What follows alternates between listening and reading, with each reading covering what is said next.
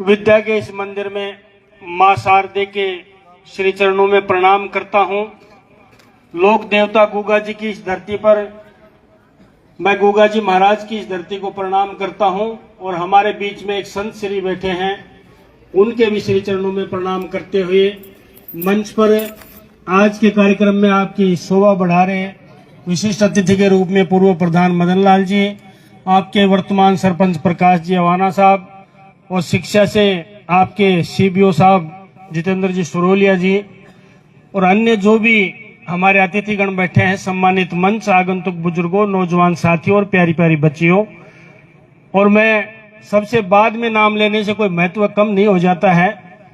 इस देवनारायण बालिका विद्यालय आवासीय विद्यालय की प्रधानाचार्य बहन विद्या देवी जी का विशेष रूप से मैं सम्मान और मान करना चाहता हूं कि आपने जैसा बताया है कि विकट परिस्थितियों में इस विद्यालय को इस स्थिति में लेके आए हो, निश्चित रूप से आप बधाई के पात्र हो।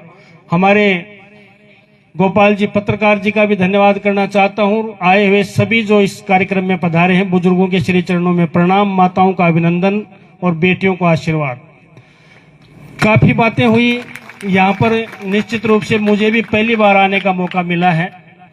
मैं भी पहली बार एक कार्यक्रम में छोटे से में आया था, लेकिन विस्तृत रूप से यहाँ आज अधिकृत रूप से एक जनसेवक होने के नाते मुझे आज आने का मौका मिला है। तो मैं सर्वप्रथम ही बात को लंबी चौड़ी ना करके मैं इतना कह दूं, मैडम आपको भी, आपके पूरे स्टाफ को और इन बच्चियों के सामने जो हमारी प्यारी प्यारी बच्चियां बैठी हैं उनके सामने मैं एक निवेदन कर दूं कि देवनारायण आवासीय विद्यालय मेहाड़ा के लिए इस व्यक्तिगत इंजीनियर धर्मपाल के नाते और आपके जनसेवक होने के नाते अगर कोई भी जरूरत पड़े तो निश्चिंत होकर आप मेरे पास आ जाइए। आपके लिए मेरे पास कोई कमी नहीं है, क्योंकि जहां बच्चियां सुरक्षित हैं, जहां बच्चियां शिक्षित हैं, ये समाज सुरक्षित है, ये समाज शिक्षित है। क्योंकि बच्ची एक घर नहीं 2 घर सुधारती है। हमारे बुजुर्गों ने एक बड़ी परंपरा सी चला रखी थी कि बच्ची पे खर्च करना, बच्ची को पढ़ाना, बच्ची को शिक्षा देना दूसरे के खेत में पानी देने के बराबर है। यानी बच्चियां तो ससुराल चली जाती हैं तो हम क्यों पढ़ाएं। लेकिन वो धारणाएं बदल रही हैं, ये धारणाएं बदल जाएंगी। और मैं उन अभिभावकों से भी कहता हूं, ये माताएं बहनें बैठी हैं, जो यहाँ के बुजुर्ग बैठे हैं, इन बच्चों के अभिभावक बैठे हैं, जो बेटे और बेटी में जो फर्क करता है निश्चित रूप से नरक का भागी होता है। नरक भी वो कुंभी पाक नरक जो सबसे बड़ा नरक होता है, क्योंकि बेटा भी हमने पैदा किया, बेटी भी हमने पैदा की। फिर बेटे को तो पीली बस में टाई लगा के और टाटा बाय बाय करके बिठाते हो और बेटियों को धक्का मार के सरकारी स्कूल में भेज दिया। ये बहम छोड़ दो कि सरकारी स्कूल के बच्चे भी आजकल, सरकारी स्कूल के बच्चे भी प्राइवेट स्कूलों से कम नहीं है, क्योंकि ये ट्रेंड शिक्षक है। यहाँ पर जो इतनी परीक्षा पास करके जो शिक्षक बनता है, मैं समझता हूँ कलेक्टर भी इतनी परीक्षा पास करके नहीं बनता है। जो शिक्षक आपके यहाँ पर आते हैं पढ़ाने के लिए, तो बेटे और बेटी में फर्क करना छोड़ दो। जमाना बदल चुका है। बेटियां जितना नाम रोशन कर सकती है, मैं समझता हूं बेटा उतना नाम रोशन नहीं कर सकता। बेटी 2 घर सुधार सकती है, बेटा तो 1 घर सुधार सकता है।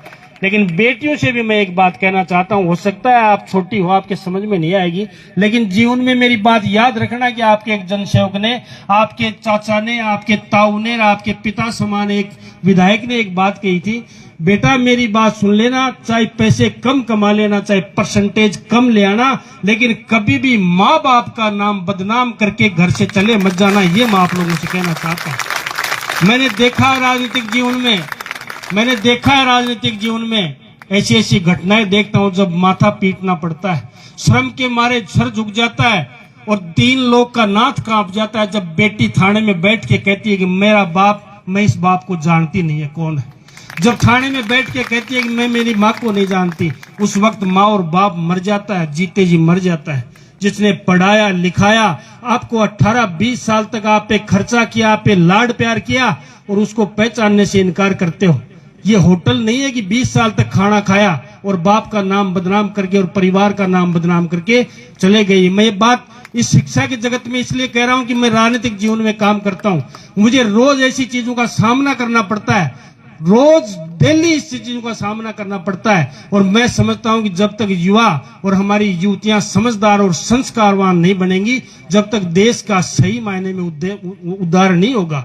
आप खूब परसेंटेज बना लेना, चाहे कलेक्टर बन जाना, एसपी बन जाना, लेकिन जिसके, मैं तो कहता हूं, हर मंच से कहता हूं, कोई काम का नहीं है वो कलेक्टर, वो थानेदार, वो तहसीलदार, जिसके वृद्ध माँ बाप वृद्ध आश्रम में पड़े हों और झोपड़े में भूखे मरते हों, वो कलेक्टर नहीं चाहिए इस देश को। इस देश को वो बेटा और बेटी चाहिए जो अपने माँ बाप की सेवा करे, बड़े बूढ़ों का सम्मान करे और घर की इज्जत को बढ़ाए। ऐसे बेटे और बेटी चाहिए इस देश को। सही मायने में देश का तरक्की जब होगी, वरना पैसे कमा के अपने पेट पाल लोगे, अपने बीबी बच्चों को पाल लोगे, इससे ज्यादा कुछ नहीं कर पाओगे। मान और सम्मान तो इस संस्कारी भारत में मिलता है, संस्कारी बेटे को ही मिलता है, जो सबका सम्मान करे, आदर से सम्मान करे, उन्हीं बेटे बेटियों को सम्मान मिलता है। शिक्षा से हटके मैं ये बात कह रहा हूं, और मैं हमेशा कहता हूं, मेरा ये मानना है कि अगर समाज का, मेरे भाषणों से समाज का 10% हिस्सा भी सुधरता है तो मेरा राजनीति में आना सार्थक है। वरना राजनीति में कई एमएलए बने, मंत्री बने, बन के चले गए, कई मुख्यमंत्री बने, कोई कुछ बना, ये तक सजते हैं, तक चले जाते हैं, कुछ नहीं होता। लेकिन सामाजिक ढांचा जब तक नहीं सुधरेगा, जब तक किसी नेता से देश नहीं सुधर सकता। आपको सुधारना पड़ेगा, आप ही को सुधारना पड़ेगा। इसलिए आग्रह करता हूं, संस्कारवान बनो, शिक्षित बनो और अपने माँ बाप का नाम रोशन करो। यही मेरा आज के मामले में उद्देश्य है। आपसे आग्रह करना चाहता हूं, आप लोग मुझे जो भी आपके विद्यालय के काम